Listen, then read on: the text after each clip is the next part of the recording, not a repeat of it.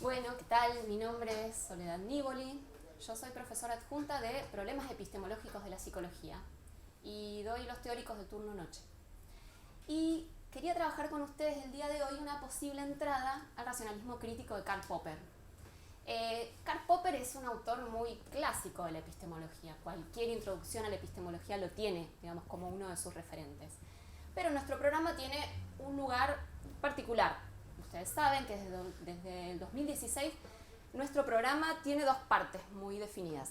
Las dos primeras unidades trabajan en general la relación ciencia, filosofía, epistemología y los problemas epistemológicos de la psicología, que ustedes habrán visto como el problema de la multiplicidad, el problema de la neutralidad o de la objetividad. Y la segunda parte del programa tiene como eje el problema del alma o del alma psique y hace un breve recorrido histórico por las distintas nociones de alma. Entre estas dos partes muchas veces es dificultoso establecer pasajes o puentes, entonces tenía ganas el día de hoy de trabajar con ustedes una posible conexión entre esta primera parte que lo tiene a Popper como uno de los autores y esta segunda acerca del alma. Titulé esta presentación, podría ser otro título, pero lo titulé de esta manera: el epígrafe como alma del texto, una posible entrada al racionalismo crítico de Popper. Entonces, lo que querría contarles a ustedes, o lo que querría empezar a comentarles, es qué es un epígrafe o de qué se trata un epígrafe, darles 2 o 3 ejemplos, el epígrafe de Karl Popper, que querría trabajar con ustedes, y qué posible entrada nos da ese epígrafe al texto de Popper. Y este título un poco desafiante quizás, no sé, para pensar como esto de el epígrafe como alma del texto. De este modo, lo que les voy a contar es, primero, qué sería un epígrafe, luego el epígrafe de Karl Popper, que trabajaríamos, y por último, qué nos posibilita este código de acceso al texto de Popper, que es su epígrafe. Es decir, qué nos está mostrando de los temas fundamentales de ese texto. De este modo, creo, ustedes también podrían tener la posibilidad de hacer este mismo ejercicio con cualquier otro texto que tenga ese elemento que es muy común y que es el del epígrafe.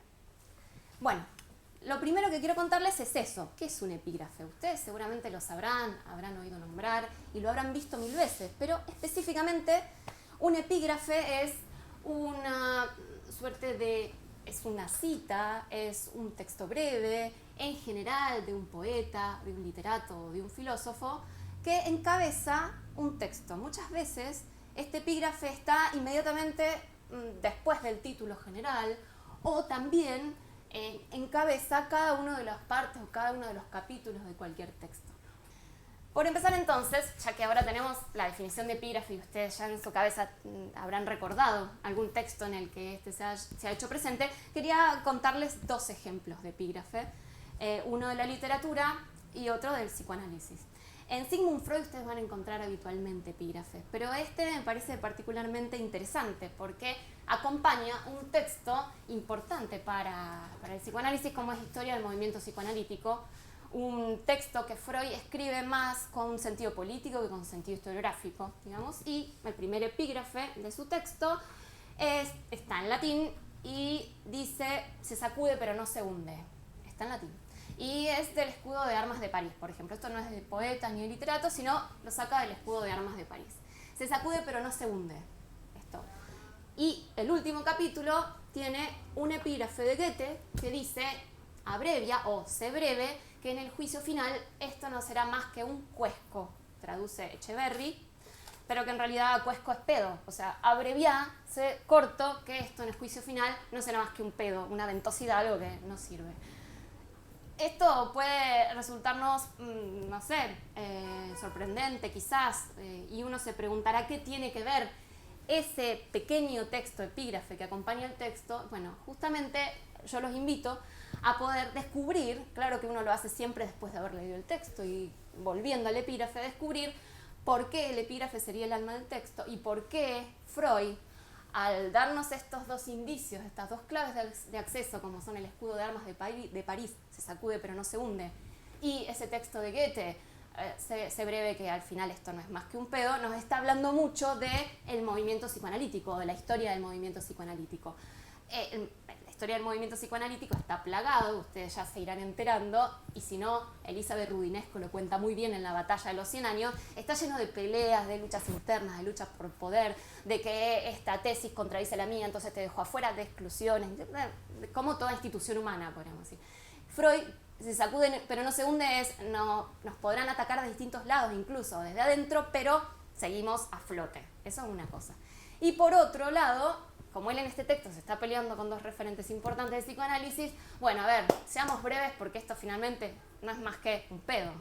Está siendo muy irónico Freud ahí. Bueno, dos signos, dos claves de acceso al texto que nos dicen mucho de él. Eso, un ejemplo. Otro ejemplo de la literatura. Roberto Bolaño es un escritor chileno, ya fallecido, hace más de 10 años, que escribió, la última novela que escribió, se publica íntegra después de su muerte, se llama 2666. Es un texto atrapante, es un texto de más de 1000 páginas, pero que no te deja en paz si lo empezás, y que combina de una manera muy extraña en primera instancia, o que podría parecer extraña en primera instancia, lo que sería la vida académica o del académico dedicado al estudio de un poeta, de un grupo de académicos dedicados al estudio de un poeta, y los crímenes en una ciudad inventada de México, pero que es transparente, Ciudad Juárez. Es decir, es una novela que conjuga los femicidios de México con la supuesta pacífica vida intelectual de unos especialistas en un poeta.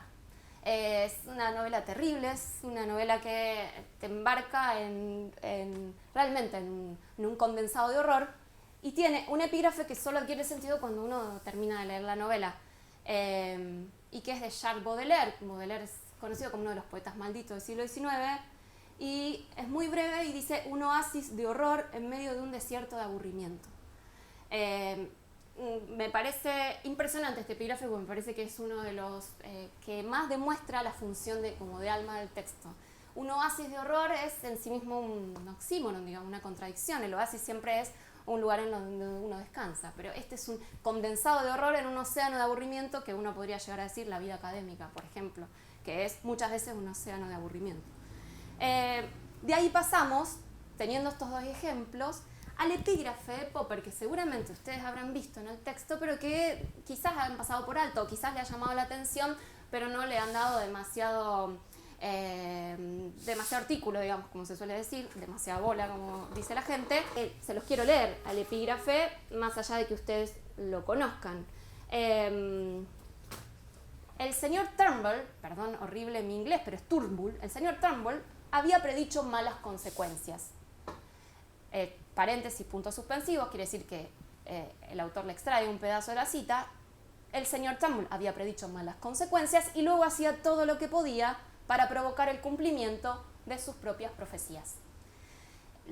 Quien firma este epígrafe es Anthony Trollope, y eso está en Conjeturas y refutaciones de Popper. Es el epígrafe que da entrada a Conjeturas y refutaciones. Si investigamos un poquito esta cita, este epígrafe, que es lo que yo estuve haciendo en este tiempo, nos damos cuenta de algunas cosas. Primero, Anthony Trollope, que nosotros en general no conocemos, un novelista del siglo británico, inglés del siglo XIX, que no ha sido traducido a nuestra lengua, así que de entrada no tenemos acceso a sus novelas. Como tantos escritores del siglo XIX, ha sido un realista, quiere decir un naturalista, alguien que ha descrito, digamos, la realidad que lo rodeaba con sumo interés, y sobre todo ha descrito la realidad política que tenía que ver con la vida parlamentaria de Londres del XIX, como que mucho interés para nosotros quizás no tenga. No obstante, cuando nosotros vemos la cita original y ese paréntesis con puntos suspensivos que ha sido extraído por Popper, vemos que en realidad la cita original, que es en inglés, no sé, les voy a ahorrar el horror de leerlos, pero después lo podemos pasar, puede tener esta traducción alternativa que les propongo. Señor Turnbull había predicho malas consecuencias. Lo que está extraído, lo que Popper no puso, es tanto en la Cámara de los Comunes, en el Parlamento, como fuera de ella. Y ahora estaba haciendo todo lo posible para llevar a cabo la verificación de sus propias profecías. Si nosotros proponemos esa traducción, en lugar de la que está de la de Néstor Míguez, que es la la que nosotros disponemos de Py2, con esta traducción alternativa y recomponiendo ese fragmento que le falta, nosotros creo que tendríamos un buen acceso, una buena clave de acceso a Popper en este epígrafe. Ahora tengo que demostrarles por qué, y esa sería como la última parte de esta presentación.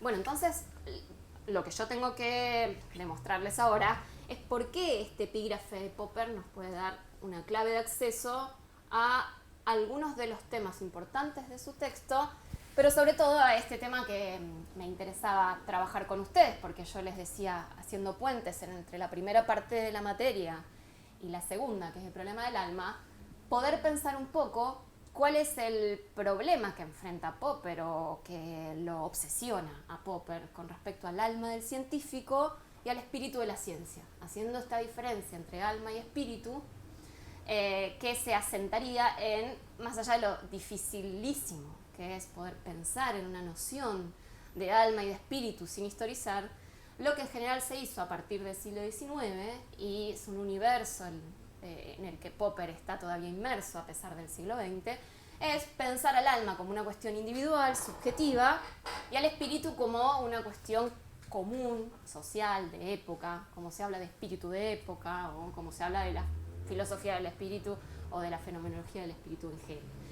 En este sentido, entonces, les voy a volver a leer el epígrafe para ver qué orientaciones podemos encontrar o puedo señalarles para acceder al problema del alma del científico y el espíritu de la ciencia en Popper.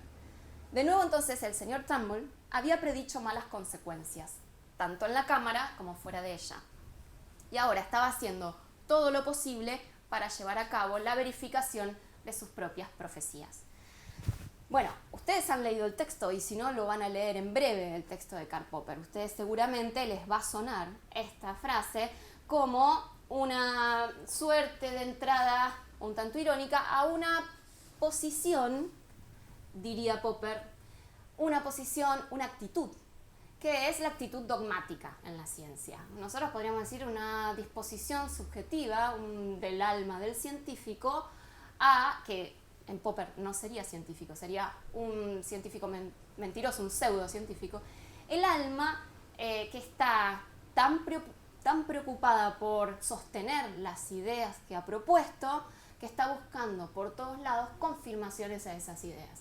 Mr. Turnbull había predicho malas consecuencias, quiere decir que tenía su subjetividad sostenida y su narcisismo sostenido en esta predicción. Bueno, van a pasar cosas malas, tanto a nivel de la política como a nivel de la sociedad.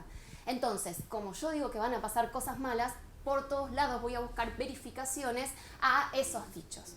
En ese sentido, a nosotros nos remite directamente a ese momento el texto de Popper, tan célebre porque se cita muchas veces, que es cuando él hace el análisis de 4 teorías, de las cuales las 3 primeras las considera pseudocientíficas con una actitud al estilo Mr. Turnbull, y la última ya sería como del lado de la ciencia. Estas 3 primeras teorías es la teoría del marxismo, o sea, la teoría de Marx, la teoría de Freud, o el freudismo, y la teoría de Adler. Para él estas 3 teorías están sostenidas, primero en un nombre propio, en el alma de un científico particular, y una suerte de no sé, revivificación o vivificación de esta referencia, como podría ser Marx, como podría ser Freud, o en el último caso, como podría ser Adler, que sosteniendo determinadas ideas no van a buscar en la realidad, diría Popper, algo que las contradiga, sino todo lo contrario, van a buscar todo el tiempo que la realidad les dé la razón. En este sentido, Popper está planteando que si bien estas teorías se presentan como científicas, no lo son justamente por esta actitud, por esta disposición del alma del científico a estar buscando confirmaciones por todos lados, o confirmaciones por todas partes. Por eso la línea demarcatoria no la hace entre ciencia y no ciencia, o entre ciencia y metafísica, sino entre lo que es ciencia para él y lo que se hace pasar por ciencia pero no lo es. Por eso él llama pseudociencia. Pseudos es, en griego, algo como mentira, como está haciéndote pasar por una cosa pero sos otra, te disfrazas de una cosa pero en realidad sos otra. ¿Cuál es el problema para Popper de estos científicos, o estos que se pretenden científicos pero son como Mr. Turnbull? El problema es esa actitud que es dogmática, y es dogmática porque justamente cree demasiado en sus propias afirmaciones. Esa creencia muy fuerte en la propia instancia que ha formulado las hipótesis es lo que va a considerar Popper como no científico, en todo caso como pseudocientífico y como algo que tiene que dejarse por fuera de la ciencia.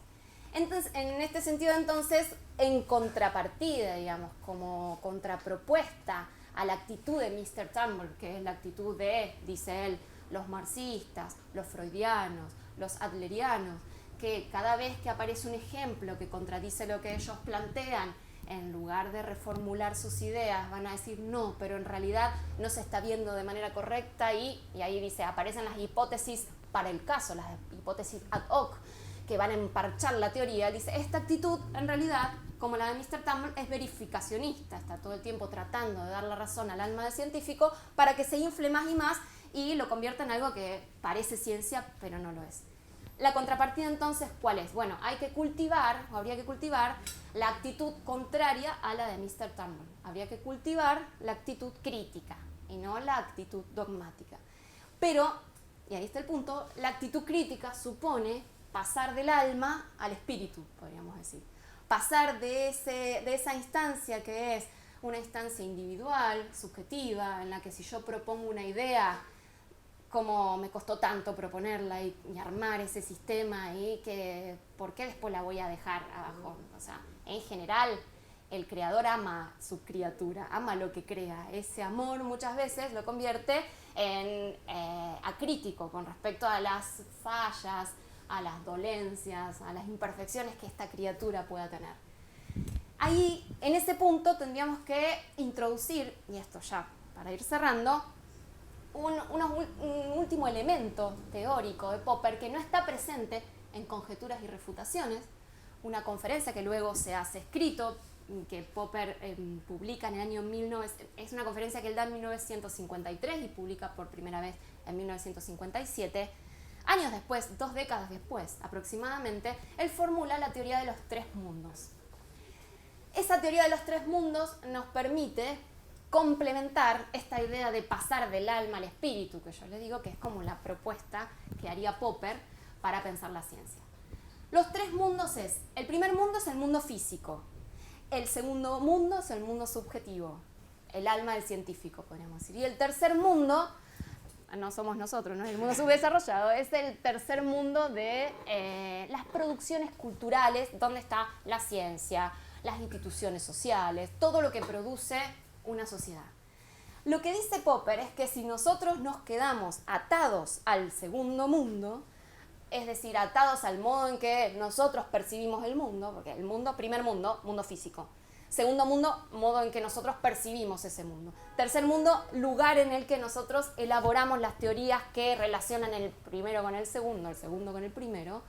Si nosotros nos quedamos atados al segundo mundo, nos quedamos atados al alma del científico. En general, el alma adolece de dogmatismo, podríamos decir, adolece de acriticismo, digamos, acriticidad, y adolece de esta tendencia que uno tiene a quedar amarrado en las creaciones que uno realiza en el sentido de cara a cara con la realidad.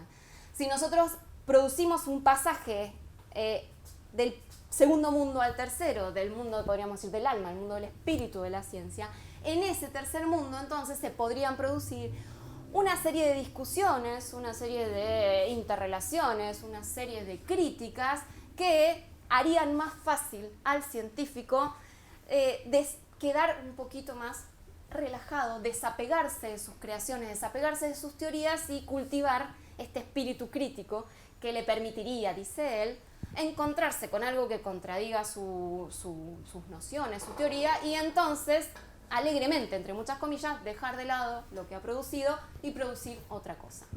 Es interesante todo lo que se genera alrededor de esto, porque varios le han planteado, pero ¿no le parece que esto es una actitud masoquista? Por ejemplo, Ulises Moulines en su texto tiene un título que dice una suerte de actitud masoquista con respecto a esto de, bueno, finalmente lo produzco algo y lo único que quiero es que ese algo esté equivocado, una cosa así. Que diría Eccles, que es amigo de Popper y que pensaba esto juntos y que además es refutacionista, digamos, por por ejercicio. Ekle es un premio Nobel en neurofisiología que sostenía las nociones de Popper. Dice, sí, me dijeron muchas veces que hay una suerte de goce perverso en esto, de producir algo y querer denodadamente contradecirlo o darse cuenta de que uno está equivocado, pero esa es la actitud, podríamos decir, ese es el camino, porque en realidad, del otro modo, yo estaría todo el tiempo tratando de considerar que mi alma tiene razón y el mundo está equivocado, una cosa así. Es esto una posible entrada a Karl Popper. Karl Popper no habla de alma, Karl Popper no habla de espíritu. Podemos nosotros pensar al alma como correspondiente al mundo psíquico, el mundo 2, o como correspondiente a la actitud dogmática, y al espíritu como este posible pasaje de esa actitud dogmática a una actitud crítica y al tercer mundo. Y esta es una posible entrada a Karl Popper, su problema de racionalismo crítico y la posibilidad que tenemos de pensarlo en clave de alma, en clave de espíritu, en clave de este problema epistemológico de la psicología que desde hace algunos años intentamos explorar. Muchas gracias.